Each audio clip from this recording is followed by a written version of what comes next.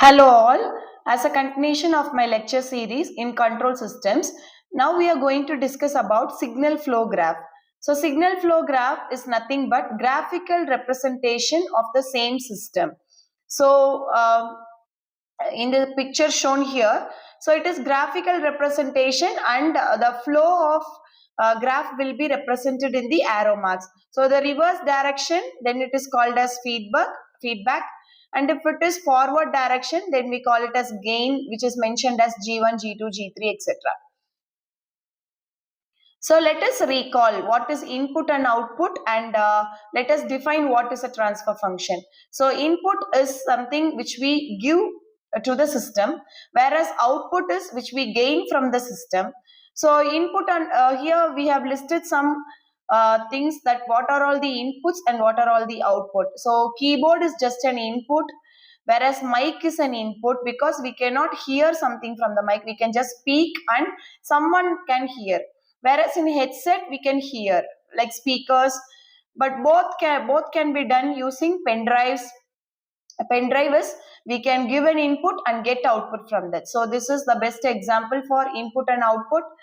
So defining a transfer function is a Laplace transform of output by input. For example, in the given picture, y of s by r of s makes the transfer function.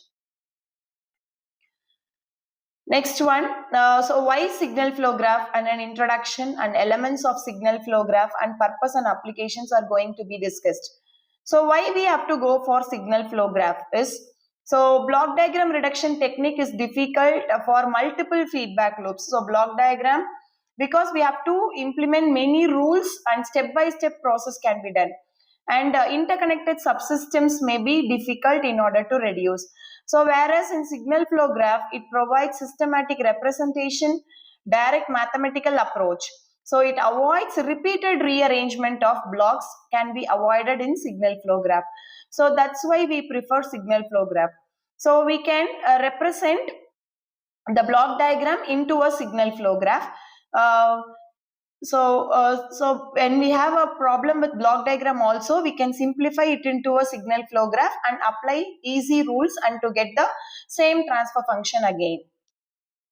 So introduction to signal flow graph, the main terms that we have to know before going into signal flow graph is what is a node, what is a branch, and what is a branch point, and what is loop, and what is mixed node. So here node and input node are the same, which is the starting point of the system. And branch point is when we move from one node to another node, then that is called as branch point. And the value across, which takes from point 1 to 2, which we call it as transmittance. And when the starting point and ending point are same, that is B and C, which is coming back to the same point, that is what we call it as loop. And another one is when 2 or 3 points join at the same place, then we call it as mixed node. So a signal flow graph is a graphical representation of a set of linear equations. So it consists of nodes, which is represented system variables, branches, which represents functional relationships, and here we have some basic rules similar to block diagram reduction technique, but only 4 to 5 rules we have. Elements of signal flow graph. So when we have to travel from one place to another, we have to multiply that value when we go with the output. So first rule 1 is incoming signal to a node through a branch is given by the product of signal at previous node. Okay, so x1 into A, which gives x2. Whereas 2 points coming to the same point x3, like x1 into A1 plus x2 into A2. Sum of two incoming signals along with the value. Coming to rule 2, cascade. So both the things are in the same line. Then we have to multiply A and B to be multiplied at the output. Coming to rule 3, parallel branches like A plus B, similar to G1 plus G2, which was rule 2 in block diagram reduction technique. And here we have a mixed node like X3, which is a mixed node because X1, X2 and X4 joins at that place.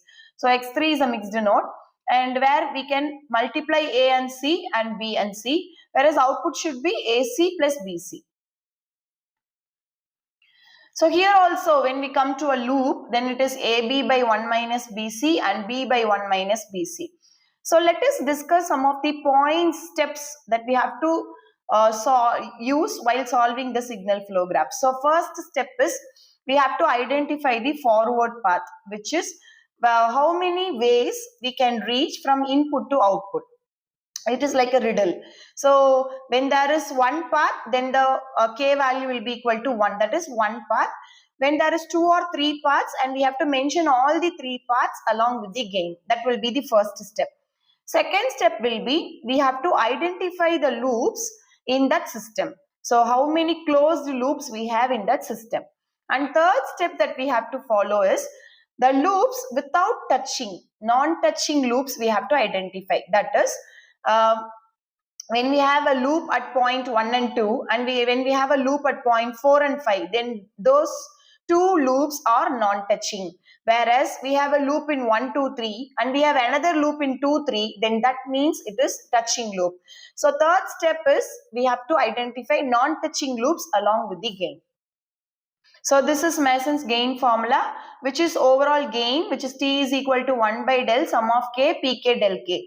So we have already discussed about the steps that we have to follow in order to solve a signal flow graph, which is identifying K is the first point, which is number of forward paths, number of paths in order to reach from the input to the output. So second step was individual loop gain and third step was non-touching loop gain, which is necessary in order to calculate del values. Summarize.